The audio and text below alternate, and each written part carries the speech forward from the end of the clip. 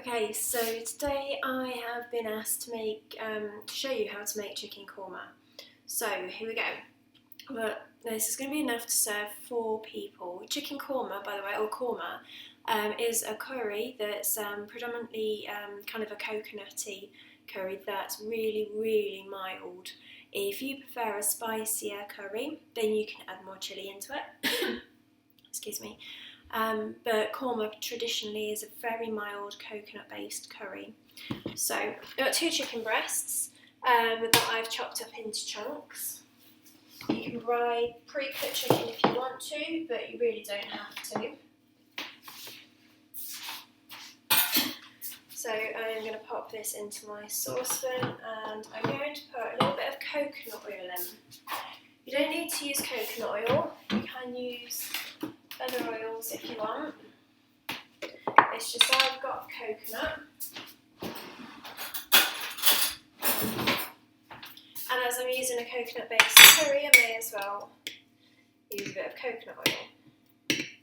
Coconut oil in the winter, when it gets cold, does actually go to a solid in your cupboard, by the way, so don't keep it in the fridge. Okay. I'm going to put a blob of coconut oil in there, actually probably a little bit more. You can use normal oil, vegetable oil, olive oil if you want to. Yeah. There we go.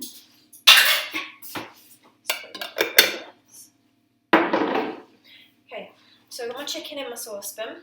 I've got coconut milk, garam masala. Make sure it's the right one. Yeah, it is garam masala. Cumin. Fresh coriander. Don't need mushrooms. Sorry, they're out from my last recipe. Fresh coriander, chili, fresh chili, and some onions. So I'm going to get everything ready first. So pop these to one side for a minute, so I might need some spices. Just a sec. Sorry, just letting my cat out the other door. Okay, on that one. So these onions are really, really tiny. So I'm going to need a couple of these. Probably going to use 4 of these size onions, but if you've got larger onions, then you probably only need 1. It's just these ones are just seriously small. So chop off the top and bottom, makes peeling it easier.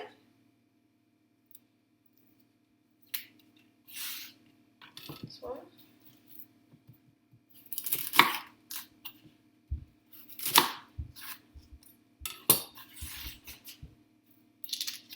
I don't know if you can hear that banging, but that's actually my daughter in her bedroom, which is directly above the kitchen.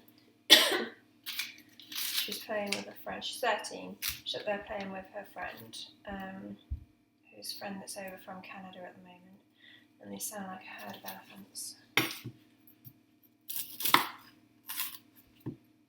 So they bang around so much. I don't think she actually realised she's doing it. I don't think she means to do it so much, but it actually makes my kitchen light wobble a little bit.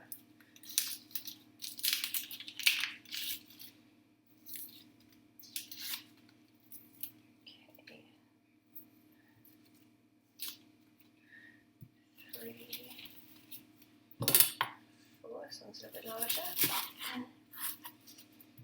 It doesn't matter what onions you use. You can use red ones or white ones. You can use organic or non-organic. Organic ones do tend to be smaller than non-organic. It all depends on your budget, but in all honesty, once they're cooked into your dinner, you can't tell what you've used and it all tastes the same. So, got 4 onions. I'm just going to put the skins in the bin.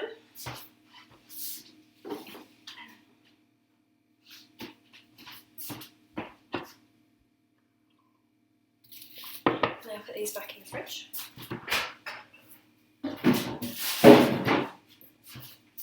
Yeah, and I've also got a little bit of ginger, which was hiding that I forgot about. It's fresh ginger. Most of the time I will say, yeah, you can substitute this or that, but when it comes to fresh ginger in a curry, do not use the powdered stuff. I have got some of the powdered stuff, but it tastes totally different, and it doesn't go well at all when you're making a curry. You've probably tasted ginger biscuits made with root ginger before, and you've noticed if you compare the two, fresh ginger biscuits and also ones made with powdered ginger, there's an absolute massive difference. So with that, it is worth buying the fresh ginger. I think it's actually about the same price as powdered ginger as well, but obviously it doesn't last as long.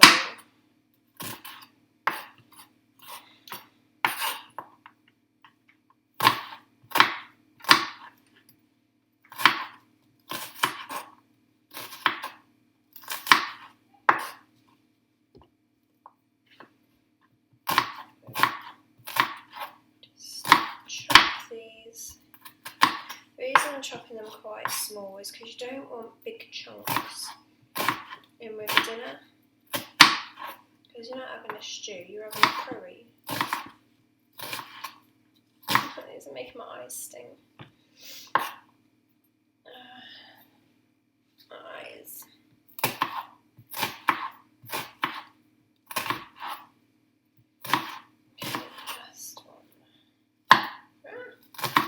I'm not going to put these in my pan just yet. Just going to pop them to one side. Right, so you've got your fresh ginger. If you have a recipe that calls for grated fresh ginger, what you need to bear in mind is that as you grate fresh ginger, it turns to mush on the other side. Oh God, they're making my eyes stink so bad. So you end up with stringy pulp on one side, which you can't really do anything with, and liquid on your chopping board. So what I do, because that's no use to anyone, I don't know why you get recipes that call for grated ginger. So chop it really, really thin. On the other side, turn it round. Chop it really, really thin on that side. And then turn it around again. And chop it as small as you can go. You know, like when you're chopping garlic. Oh yeah, I need garlic, I forgot that bit.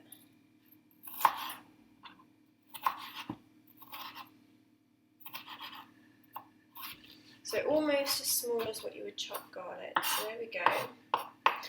Move these out of the way so you can see.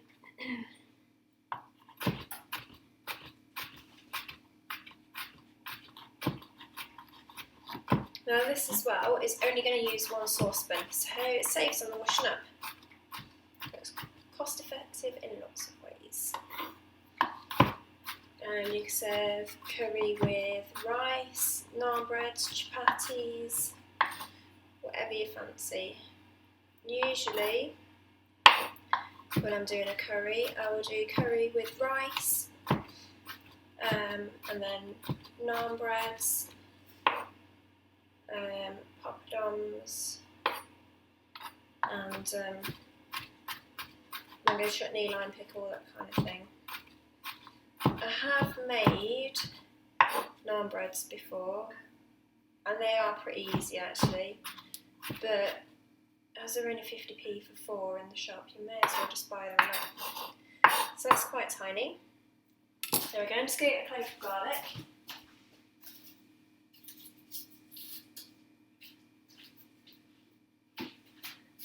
Because I did forget that bit. Right, so I've got just a little clove of garlic. Just move that out of the way.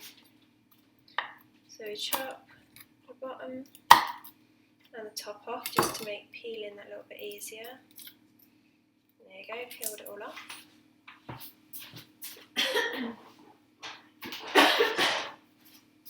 Excuse me. Okay, so press the knife on top of your piece of garlic and it squidges it. And that starts to release all the oils from the garlic. That's why you do that. Now with this one, you only need a little bit, because you don't want it to be overpowering. Okay. Garlic skin on me.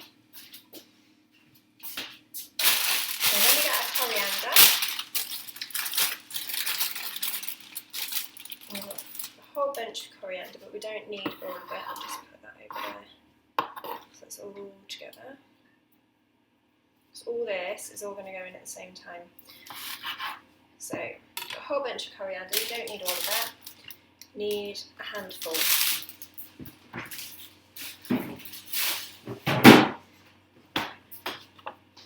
So put it all together.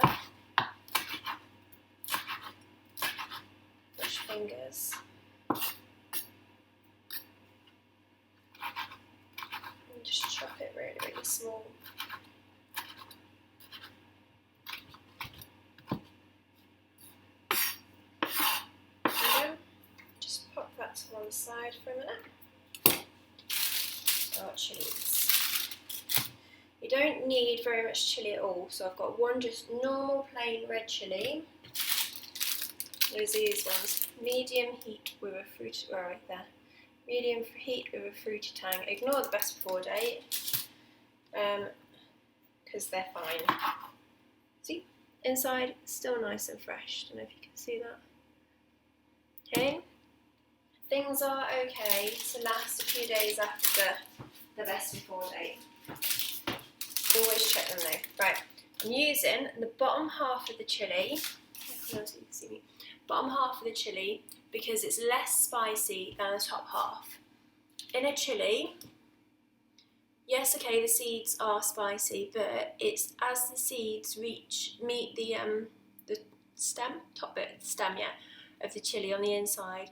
That's where the even spicier bits are. So the bottom end of the chilli is a lot less spicy.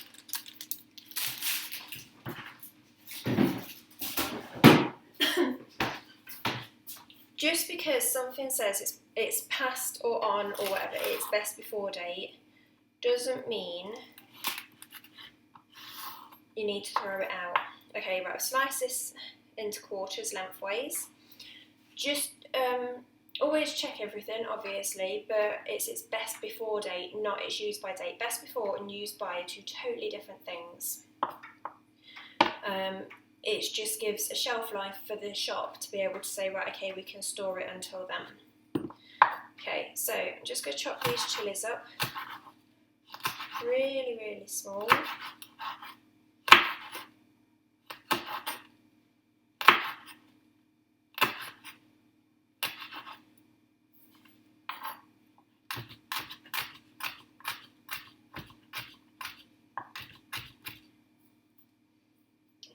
So that's fine, I'm just going to wash my hands.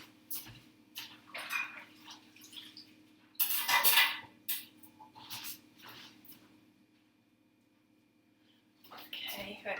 Excuse the white bits on my nails if you can see it. I was painting the ceiling today in the kitchen.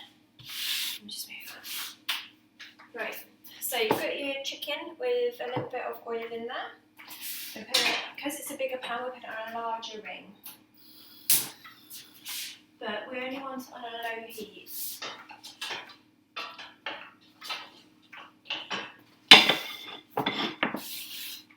Just give this a bit more.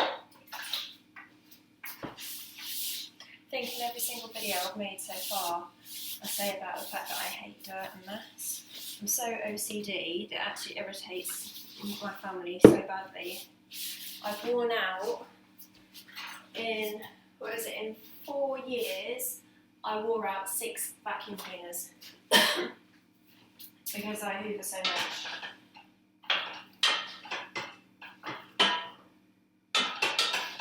Once I was renting a house and it had this kind of, it was a green carpet, but it was a weird kind of green that I really can't describe.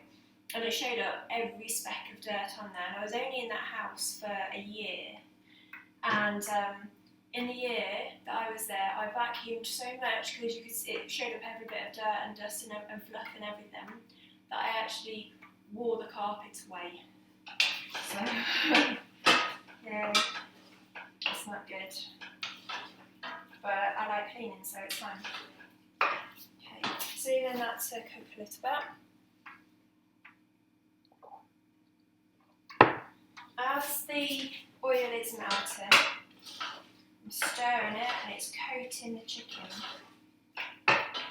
Once the oil's melted, before the chicken has cooked, we're going to put some of the spices in. You can smell the coconuts. The coconut oil that I've got isn't a very good one. It's called Coco Loco Virgin 100% raw, but it has a really coconutty flavour. Even though it says organic cold press, it was a cheap one. It has a really strong coconutty flavour, so you can't really use it on anything other than coconut based meals. Most of them, you can't actually taste or smell the coconut. But this, all I can smell is coconut coming out of that. Okay, so my coconut oil has melted. So I've got my cumin and my garam masala.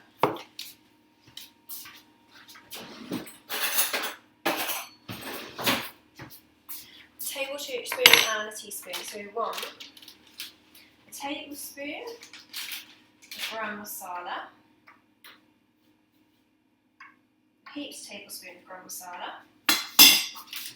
Put that there a second, just in case you decide to use some more. You give it a stir around so that it coats all of the chicken.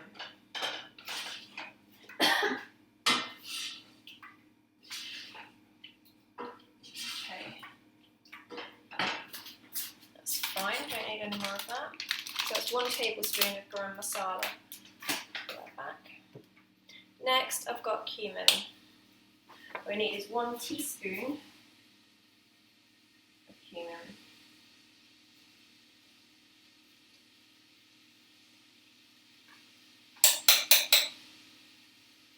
There we go, 1 teaspoon of cumin. Split it up. Leave these in off. Here it's starting to sizzle, which is good. I'll give it a good stir. So the chicken is coated in the garam masala and cumin. Well, it smells really nice. It smells really like curry already.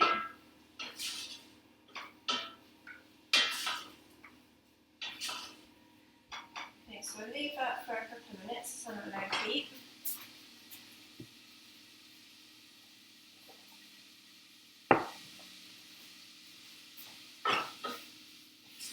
And leave this just for a couple of minutes to cook.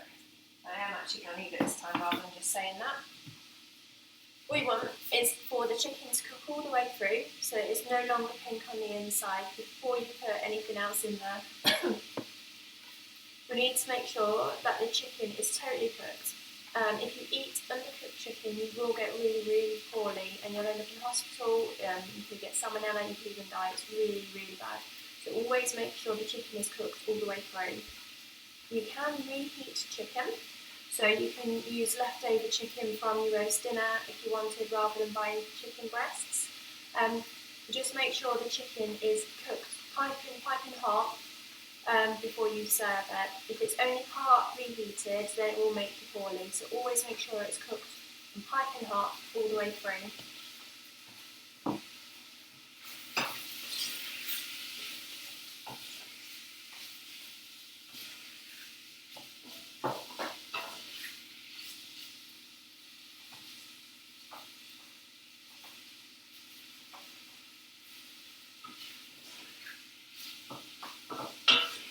As I'm stirring it, I'm actually also breaking it in half to check to see if it's white all the way through or if it's still got little bits of pink in it.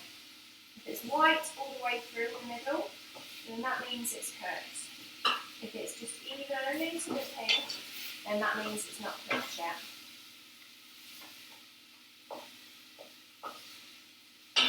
not ready yet.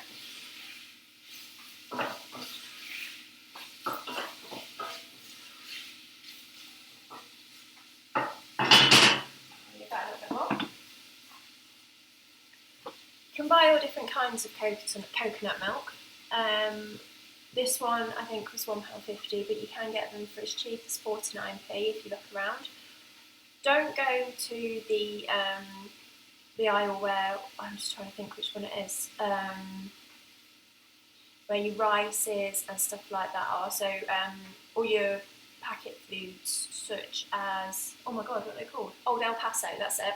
On that aisle, you'll see the Red Dragon ones and things like that, and they'll be about £2.50 for a can of coconut milk. You don't have to buy that one. Go to the foreign aisle, so I think it's called World Foods, and you've got all the different, like a little section from America, from Jamaica, from Ireland or wherever, and you get one of the ones from there. They're a lot cheaper, and you can find 100% natural if you want to. You can get, this tastes exactly the same as the 49p one. The only difference is that one has emulsifiers and extra things like that. This one is just purely coconut milk, just coconut extract and water, and that's it. I'm kind of going for a little bit of a thing at the moment where everything I'm buying is organic and 100% natural, but it does make it a lot more expensive, and it does taste the same. So yeah, you can get this for 49. You can get a coconut milk for 49p if you want to, or you can spend a little bit more.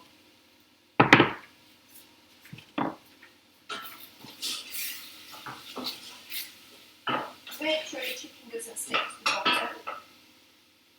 Stir it ever so often. I'm just trying to find a bit that's big enough for me to chop in half with my spoon to check. Okay, now all of these are fully cooked all the way through. So now we need to start. I'm going to move this whole board just a sec, just to make it easier.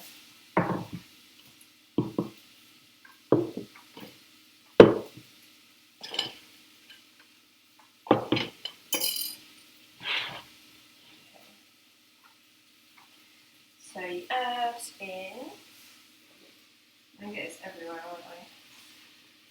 Got onions, garlic, ginger, coriander, and chilli.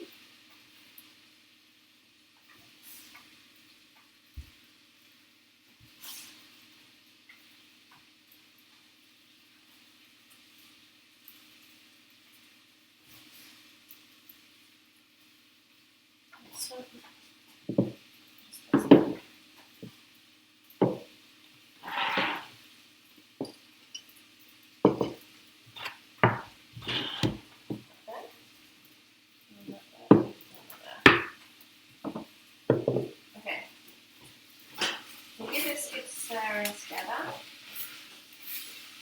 It's got such beautiful colours. That smells so nice.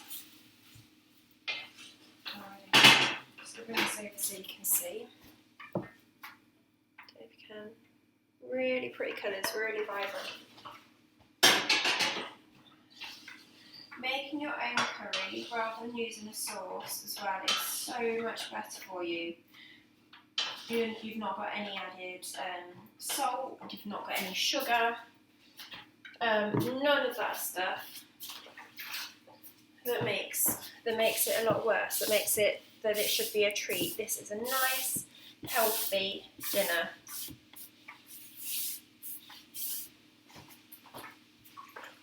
And you've got the satisfaction of knowing that you've made it all by yourself. So we let this cook for a minute or two. And because we've chopped the all the bits really, really small, they'll cook pretty quickly. Okay, next thing we do is give your coconut a good shake and open it. Now be careful with coconut milk because it will have a block. I can't do this. I get it everywhere.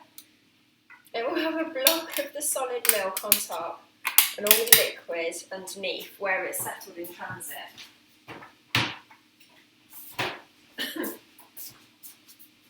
So I'm not going to tip it up and show you, because even though it looks like it's solid, it's only solid to about here, and then it's the liquid and it'll all spill out. Maybe not even that. Yep, look. Nice and thick. Lots and lots of flavour.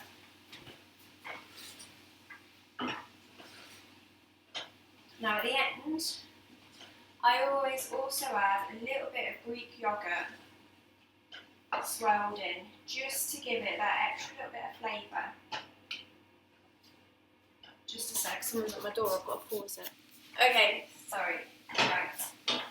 So, give this a bit of a stir. And we're going to add coconut milk.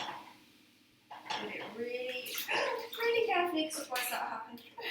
It'll go everywhere.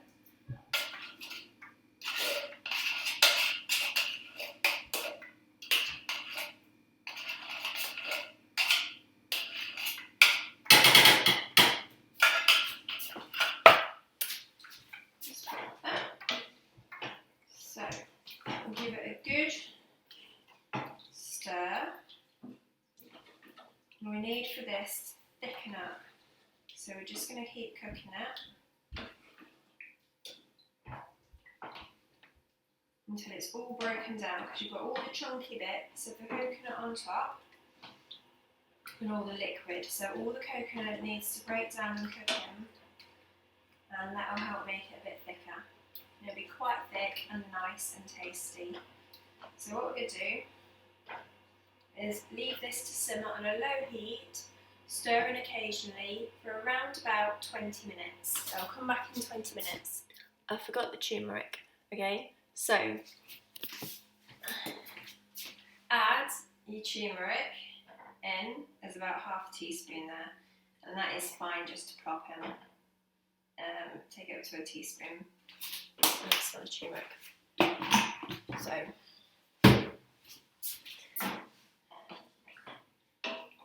give it a good stir. I was wondering why it didn't have its yellowy kind of colour. And I remembered. Give it a good stir in, and it's looking really well like a korma already. So leave that now to simmer for your 20 minutes, and I haven't forgotten anything else, I promise. So the curry has been cooking now for around about 20 minutes. And it's reduced a bit and got lovely and thick. Because I remembered to put the turmeric in right at the last minute, it's also a lovely yellowy colour that you would associate with a korma. Now I'm just going to put a little bit of Greek yoghurt in. You can use cream if you want, but Greek yoghurt is a lot healthier. And if something that you like is better for you, then use that, because then you can eat it more. You can eat twice as much. Okay. So it's nice and thick. I've also changed it over to a smaller ring just now, before I switched the video back on to record. And it's on the lowest heat on the smallest ring. I'll put in 2 big tablespoons of Greek yoghurt. Move it out of your way, sorry. We've got a nice stir through. Gives it a really creamy texture, along with the coconut milk that you've used. So you've used coconut milk and Greek yoghurt instead of any cream. Gives it the same taste and texture, but it makes it just practically no fat at all.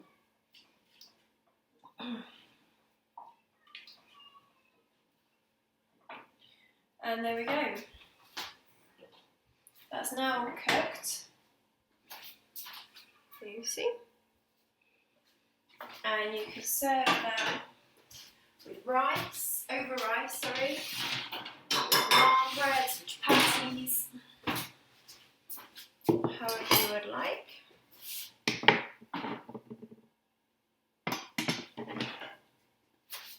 I'm going to have mine without rice. I'm going to have mine by itself with garlic and coriander naan bread.